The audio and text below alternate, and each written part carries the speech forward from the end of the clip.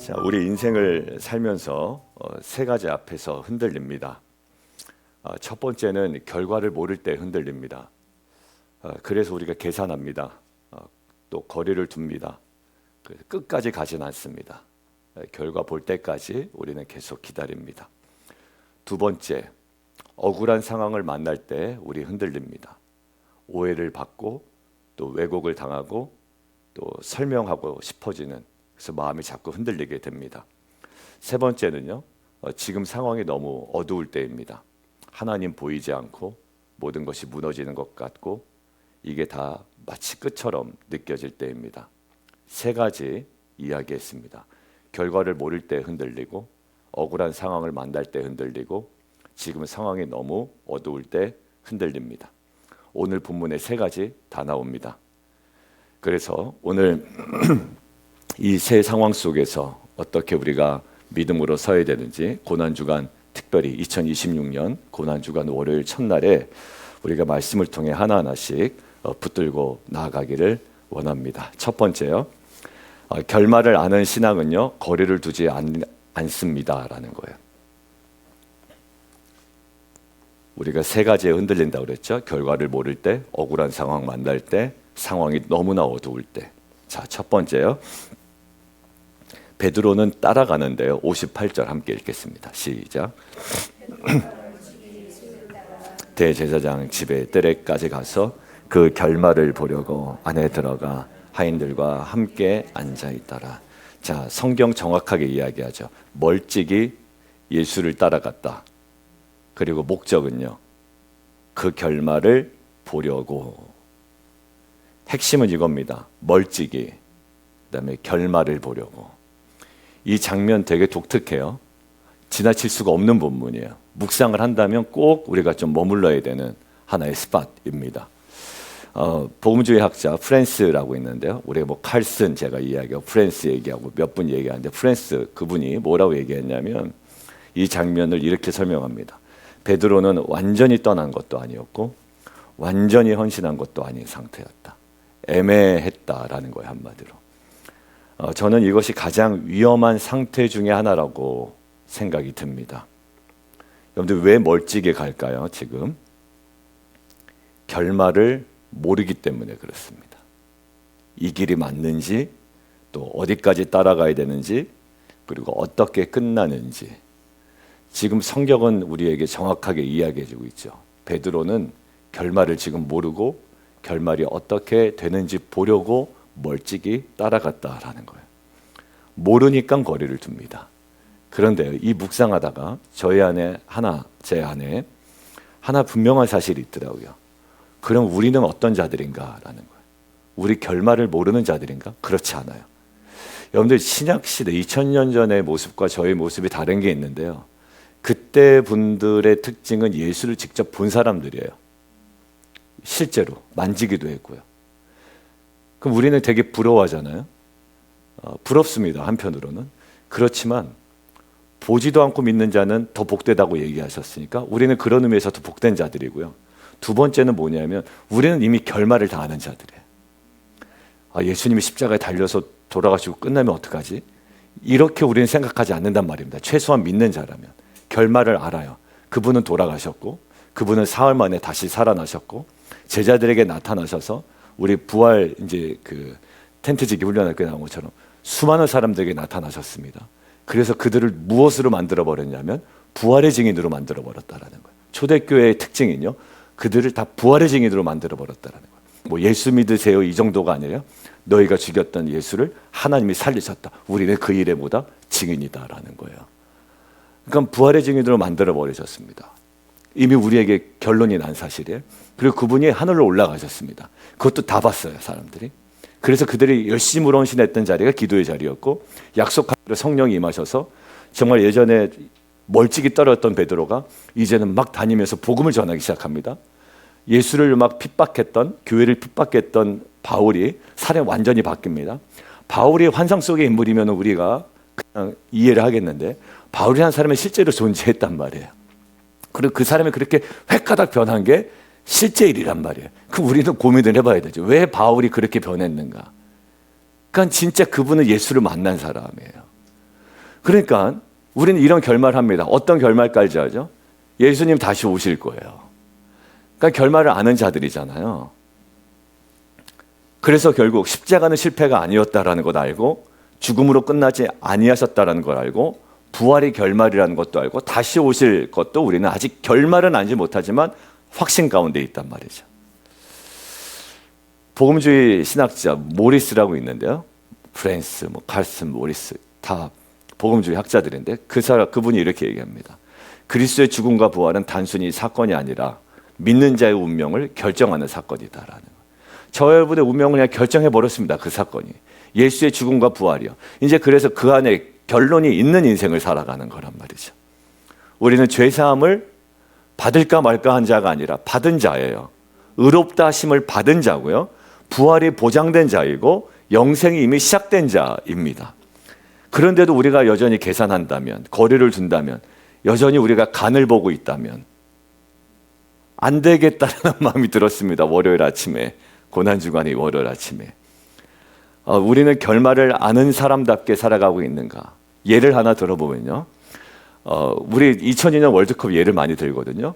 2002년 월드컵 한국과 이탈리아 경기 결말을 알죠? 우리는 그 영상을 볼 때 결말을 아는 자답게 봅니다.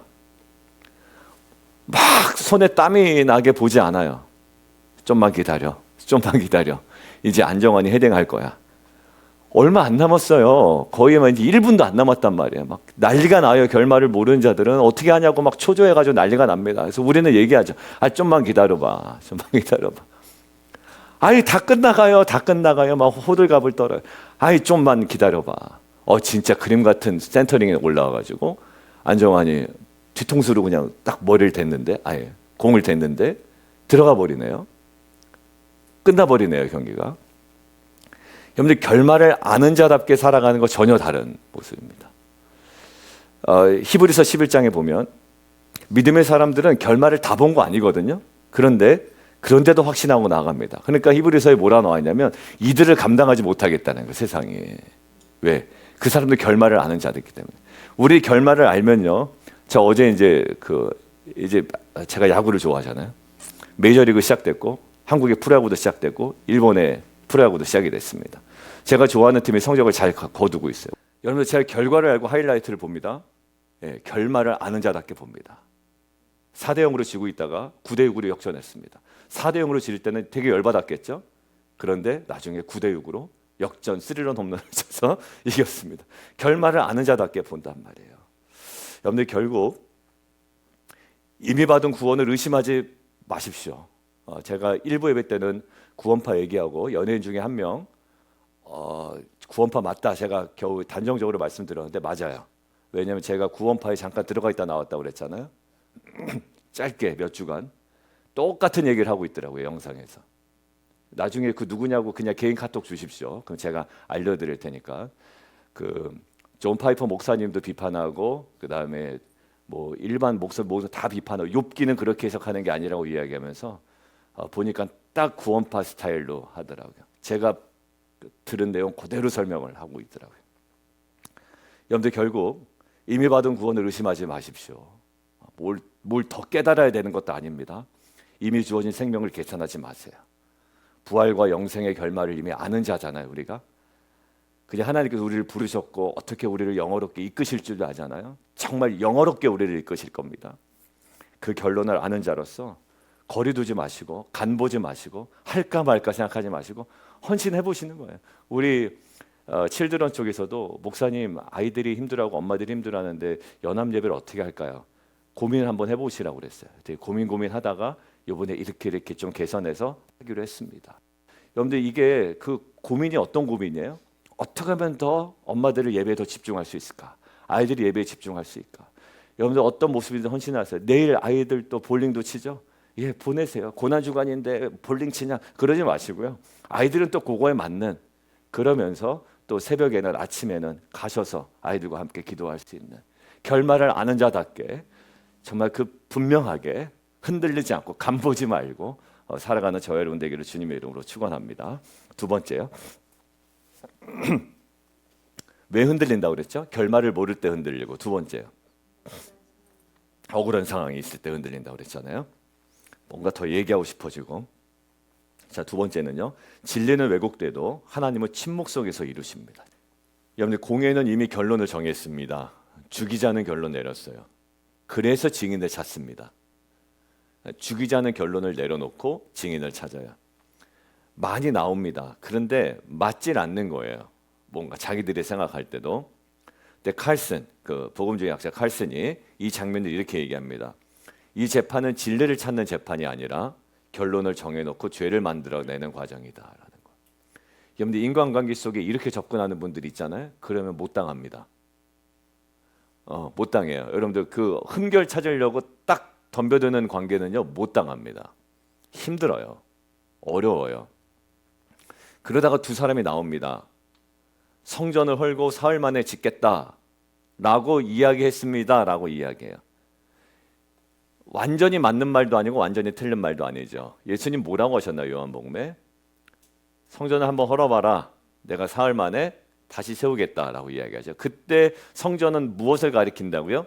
예수님의 몸, 성전을 가리킨다고요. 예수님의 몸이 십자가 중에 넘겨질지라도 사흘 만에 다시 살아나는 몸된 성전, 예수님을 말씀하시는 거예요. 자, 그런데 예수님이 성전을 헐고 사흘 만에 짓겠다라는 말로 살짝 틀어서 왜곡합니다. 다른 학자가 이렇게 얘기합니다. 거짓 증언은요 완전히 틀린 말이 아니라 진리를 비틀어서 만들어 버린다라는 거예요. 그러니까 막 사람 몰아붙일 때 이렇게 얘기합니다. 예 아니오로만 대답하라고 막 몰아붙일 때가 있거든요. 그럼 왜냐? 설명을 해야 돼. 근데 설명을 못하게끔 만들어 버립니다. 예 아니오로만 대답하라. 아니 그게 그렇게 얘기한 게 아니었다니까요. 아니 당신 예 아니오만 대답하십시오. 살짝 비틀어서요. 저는 사단이 이렇게 온다고 봅니다. 완전히 틀린 말이 아니라 진리를 비틀어서 우리에게 다가옵니다. 근데 예수님 그때 어떻게 하시죠? 침묵하십니다. 그 프랜스라는 학자가 이렇게 얘기합니다. 예수님의 침묵은 무력함이 아니라 의도적 순종이다라는 거예요. 여러분들 여기서 증명해서 십자가로 가지 않는 길을 선택할 필요는 없단 말이에요. 여기 뭐냐? 의도적인 침묵이고 무력함이 아니라 의도적인 순종이다라는 거예요. 내가 죽음에 넘겨짐을 통해 부활이 일어난다면 침묵해 버리는 거예요. 여러분들 관계에서 굳이 내가 이제 나의 정당함을 증명하려고 애쓰다가 오히려 관계가 더 깨지는 경우도 가끔 있잖아요. 이건 무기력함이 아니라 의도적인 순종이었다라는 거예요. 왜? 십자가를 향해 가시기 때문입니다. 어제 본문하고 연결시키면 어제 주일 본문 십자가로 향하기 때문에 괜찮은 거예요. 왜? 그 십자가 뒤에 넘어 있는 부활까지 결론을 보고 계시기 때문에 침묵하셔도 됩니다. 여러분들 이사야서 53장에 이미 그 얘기가 나와 있습니다. 그 입을 열었다 열지 아니하였다. 열지 아니하였도다. 이사야에 이미 예언되어 있어요. 그 입을 열지 아니하였도다. 여러분들 저와 여러분이 왜곡과 억울함 속에서 십자가를 향해 가는지 입을 열어 말잔치를 벌이는지 우리가 한번 생각해 봤으면 좋겠습니다. 우리는 말잔치를 벌여요. 나의 정당함을 증명하고 결국 저 사람의 실체를 다 드러내야 내가 속이 시원합니다. 그렇죠. 저 사람의 실체를 다 드러내야 내가 그렇지 않은 사람이라는 것을 증명하는 거잖아요. 근데 주님 침묵하십니다. 근데요, 여러분들 이미 마음을 닫은 사람에게는요 어떤 설명도 사실 통하지가 않아요. 여러분들 고난주간 첫날입니다. 모든 상황을 내 입으로 통제하지 않으려고 했으면 좋겠습니다. 그냥 하나님께 맡기는 믿음으로 나아갔으면 좋겠고요. 그것이 저 여러분에게 제일 중요한 침묵이라는 시간 그리고 그러한 순종인 줄 믿습니다. 여러분들 진리는 내가 지키는 것 같지만 하나님께서 지키시고 이루시는 줄 믿습니다. 왜곡 속에서도 여러분들 흔들리지 마세요. 결국 하나님께 맡기며 걸어가는 믿음 되기를 주님의 이름으로 축원드립니다. 세 번째요. 지금은 침묵의 자리지만 결국 영광의 자리로 드러납니다. 언제 흔들린다고 그랬죠? 가장 인생이 어두울 때 흔들려요. 결국 영광의 자리로 드러납니다. 오늘 64절입니다. 예수께서 이르시되 네가 말하였느니라. 그러나 라고 내가 너희에게 이르노니 이후에 인자가 권능의 우편에 앉아 있는 것과 하늘 구름을 타고 오는 것을 너희가 보리라. 단순한 대답이 아니라요. 구약을 통합한 선언입니다. 구약을. 왜냐하면 이 칼슨이 뭐라고 그러냐면 이것은 시편 110편과 다니엘 7장. 다니엘 7장은 워낙 유명하잖아요.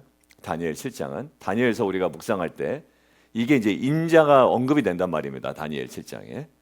자, 시편 110편과 다니엘 7장을 결합한 가장 강력한 메시아 선언이라는 거예요. 여러분들 이게 여러분들 10장을 향해 갑니다. 그런데 마지막 가장 강력한 메시아 선언은 하고 계세요. 의미는 분명합니다. 나는 하나님의 우편에 앉은 자다. 그 다음에 권세를 가진 자다. 다시 올 심판자다. 근데 지금은 어때요? 막고 있습니다. 침 뱉고 있어요. 주먹으로 어떤 사람들을 치고 있습니다. 손바닥으로 때리고 있습니다. 그러면서 낄낄거리면서 뭐라고 그래요? 마지막에 너 친 사람 누구냐? 애들 장난하는 것도 아니고 말이죠. 때려놓고서 너를 친 사람 찾아보라는 거예요. 여러분들 그런데 지금 모습과 실제 정체성을 분명하게 드러내고 계시죠.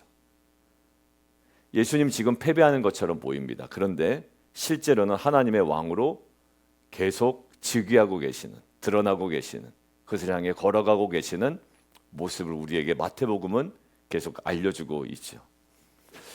오늘 묵상할 포인트가 이겁니다. 나는 지금 상황으로 우리의 믿음을 판단하는지 아니면 예수님의 선언으로 해석을 하고 있는지. 어제 설교와도 묘하게 연결이 됩니다. 지금 나의 형편없는 모습으로 내 정체성을 합니다. 왜 다 이러고 있어야 되나? 근데 하나님은 그곳에 있는 그 부활과 영광을 봅니다. 근데 많은 분들이 그 지점에서 꺾여요. 그래서 어디로 돌아가냐면 다시 그 그물 들고 옛날로 돌아갑니다. 아, 그래 이게 편했다. 이게 편했다라는 거. 바보 같은 일이죠. 그런데 이 부르심을 놓치잖아요. 근데 그러면 가장 큰 영광을 놓치는 거예요, 제가. 여러분들 그 사역할 때 힘드시죠? 그걸 우리 안종 안수집사 그러면 안수집사 그냥 집사님 내려놓고 편하게 계세요. 여러분들 이게 집사님에게 가당키라도 한 말일까요?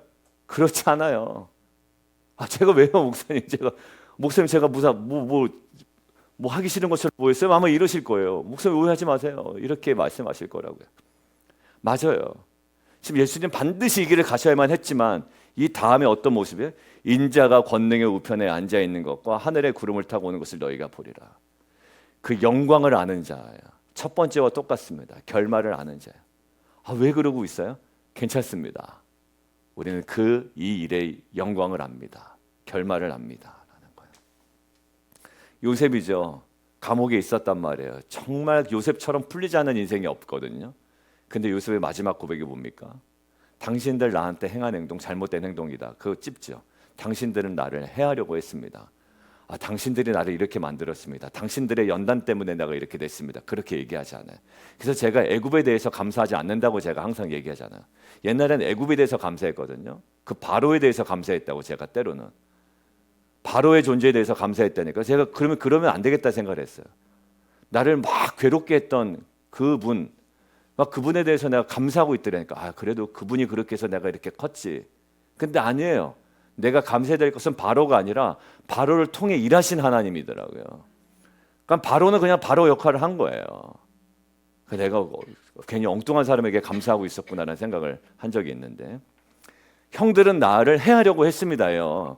그러니까 형들 때문에 내가 이렇게 큰 게, 당신들은 잘못한 거 맞는데 누가 바꾸셨어요? 하나님이 바꾸셨다라는 거예요. 하나님이 선으로 바꾸셨다. 결국요, 지금 모습이 아니라 하나님의 선언이 진짜입니다. 왜? 하나님이 그렇게 바꾸실 거기 때문에 그래요.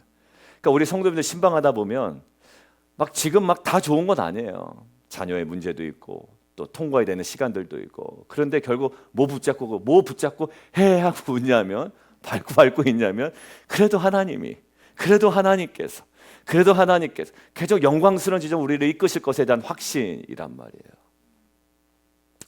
여러분들 보이는 상황으로 따라가는 우리의 1차원적인 신앙이 아니라 최종 승리를 믿음으로 붙드는 3차원, 4차원 그 영적인 차원의 사람으로 바로 서는 저와 여러분 되기를 주님의 이름으로 축원합니다. 오늘 기도하죠. 기도하겠습니다. 오늘 우리가 세 가지 붙들고 함께 좀 기도했으면 좋겠습니다. 하나님, 결말을 아는 자로 살아가게 해주십시오. 모르는 결말 거의 없습니다. 십자가로 끝나는 것 아니고요, 부활로 이어지는 것을 아는 자들이고요, 죄사함을 받은 자들이고요, 영생을 가진 자들이에요. 그럼에도 불구하고 멀찍이 떨어져서 거리 두고 간을 보고 있었던 우리의 모습이 있다면 주님께 더 가까이 나아가는 믿음을 달라고 이 시간 기도했으면 좋겠습니다. 그리고 왜곡 속에서도 흔들리지 아니하도록, 자꾸 내가 너무나도 억울해서 내가 나를 변호하려고 했던 마음 다 내려놓기를 원합니다. 여러분들 변호하지 않아도 다 압니다. 그런데 변호하려고 하는 모습 속에 오히려 자신의 약함만 드러나는 거예요. 다 사람들 알아요. 보는 눈 있고 바라보는 눈 있고 다 경험한 바가 있어서 다 압니다. 그러니까 결국 제일 중요한 거, 하나님이 아십니다. 그래서 거기에 맡기는 거예요. 하나님께 맡기는 믿음 허락해달라고. 세 번째, 상황이 아니라 말씀을 붙들게 해주십시오. 지금 상황이 아니라 주님의 선언 있잖아요. 마지막에 그 영광스러운 선언, 끝까지 믿고 서는 삶 되게 해달라고 이 시간 주님을 한 번 부르고 함께 기도합니다. 주여, 살아계신 하나님, 우리를 불쌍히 여겨